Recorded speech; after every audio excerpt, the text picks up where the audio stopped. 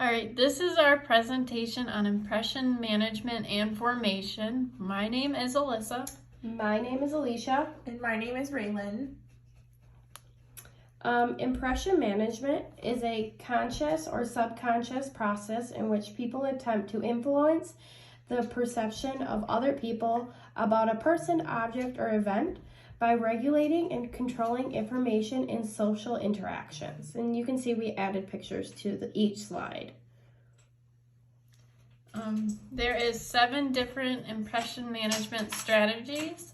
There's affinity seeking, politeness strategy, credibility strategy, self-handicapping strategy, self-deprecating strategy, self-monitoring strategy, influencing strategy, and image confirming strategy. So first off, we'll start with affinity seeking on the positive side. So it appears as that person would be active or enthusiastic and definitely dynamic.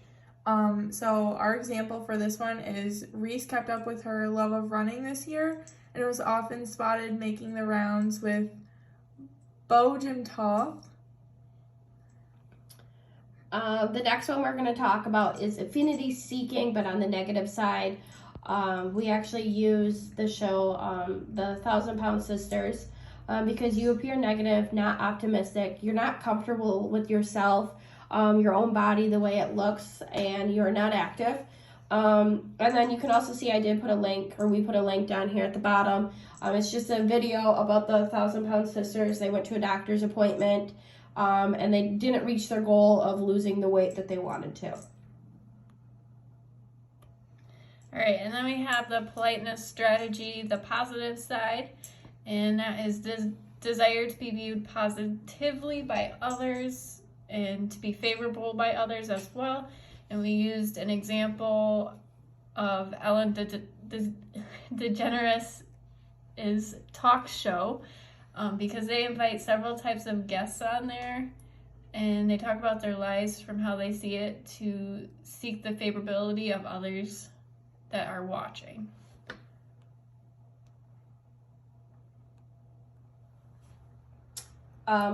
Politeness strategies is negative. The desire to be autonomous, to the right to do as you wish. So someone that we used that was famous was Harriet Tubman. She definitely would make a good example of this because Harriet Tubman was the one who enslaved or helped slaves escape from the Underground Railroad.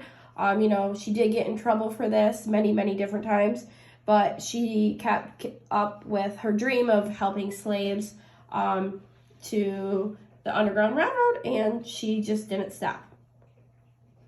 Up next, we have credibility strategy on the positive side. So we used an example of Kanye West as it's like the perception by others of your competence or character and charisma to take charge of a situation that it kind of surrounds a positive personality. So in this scenario, the majority of over 4,000 toys for the toy drive was held in Eaglewood area of his native Chicago in December of 2021, which ultimately benefited the children. Next, we have credibility strategy on the negative side, and that is pretty much lying about stuff like, for instance, lying about your education to get you farther in your life, or lying about courses you have taken in school or college. And we used an example of Amanda LaBelle, who was accused of making a false statement about her education. She has dropped out of an Oregon State legislative race due to all of this. The next one is self-handicapping strategy. It's engaging in behaviors known to hurt performance. A good example of the self-handicapping strategy, we use Chris Brown blaming Rihanna for his abuse towards her. Up next, we have self-handicapping strategy, which a good example of this negative strategy would be someone who continuously blames others for their wrongdoings. For instance, we mentioned Chris Brown in the last slide, speaking on self-handicapping strategy, and now we'll mention him again because he seems to blame others for almost all of the negative events that took place in his life throughout this time period, when he had a seizure, that type of thing. Self-deprecating strategy, positive. Someone who knows their own weakness and shortcoming and isn't afraid to point it out. Wanted to be taken care of and protected. Barack Obama gave a speech to the climate summit in Glasgow about a self-deprecating speech. Next, we have the self-deprecating strategy, the negative way. We use Kanye West as an example because he admits that he was an alcoholic and drank in the morning, like Grey Goose and orange juice, and now he hasn't had a drink since he realized he didn't need it day to day, but he never owned up to it or was even told, hey, you're a functioning alcoholic. Up next, we have self-monitoring strategies in the positive side. So you have to watch what you say or do and avoid normal slang that make your colleagues think more highly of you, and avoid posting photos from the last party you were at. So an example of this is Reese Witherspoon is a down-to-earth ball of fire filled with life and love and not afraid to speak out for sound values and ethics. The next one we're going to talk about is self-monitoring strategies. Negative. You're kind of trashy. You have poor language. You party all the time. Alcohol problems, bad behaviors. Someone that we use for Lindsay Lohan. She has definitely had a rough life. She's kind of been a very, very poor role model for people her age and especially young teens. She's struggled with drug abuse and alcoholism pretty much through her whole entire career. The influencing strategy in a positive way. Influencing strategies come in a variety of different ways. They come from knowledge, expertise, your rights to lead by example, in which we used Oprah Winfrey as our example because she started out born in poverty and she leaped right into her talk show. It didn't take off for a while, but she never gave up or got discouraged by everything that set her back, and now she has a great company and it was at where she wanted it to be. Up next, we have influencing strategy. So our best example is from The Office, and it shows in a negative way is the famous actor Michael Scott. If you've not heard of him, he's from the TV show The Office. He makes an inappropriate and unprofessional jokes throughout the entire show and comments at other employees, with saying that it's not a good way for your employees to even remotely look up to you or even respect you within that type of work format. The next one we're going to talk about is image confirming strategy, a positive. You're the life of the party. You're always telling jokes. You amuse people. You want to be seen by your peers. We thought Adam Sandler would be a really good one for this one. He's a comedy powerhouse, and he's been from the better of, lots of movies. He tells jokes, and he's just really the life of the party when everyone's around.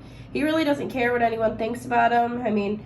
He really just wears whatever he wants. He wears sweatpants out in public. He's just, he is who he is, and he really doesn't care. Next, we have the image confirming strategy in the negative way, and we used Britney Spears. She does not have a very good reputation at all. As you can see from the pictures that we have used. Up next, we have primacy and recency, and it's the effect of pretty much when new information is obtained either in the beginning or in the end of a learning experience. So the difference between the two are that primacy effect is what comes first in whatever you're learning that intrigues you the most. And recency is what comes last in whatever you're learning that intrigues you the most.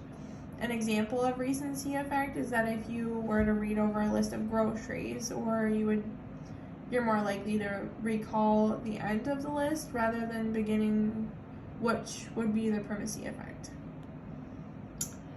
This one's stereotyping. This one we just kind of use an example because nothing's really happened to us three. An example of stereotyping would be like girls play with dolls and boys play with trucks. This is really wrong because boys and girls can both play with trucks. They can both play with dolls. It's really whatever's up to them. If boys want to stay indoors and hang out with girls, that's totally up to them too. Nobody should be stereotyped just because one's a male and one's a female. Sorry.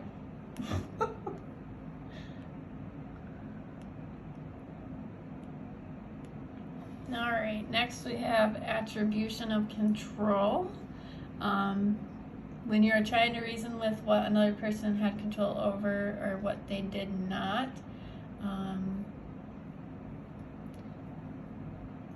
So in May of 2014, Paul Walker, he was attending a publicity event where he essentially had to show up on the red carpet. And on the way there, something happened that he couldn't control in this area of attribution.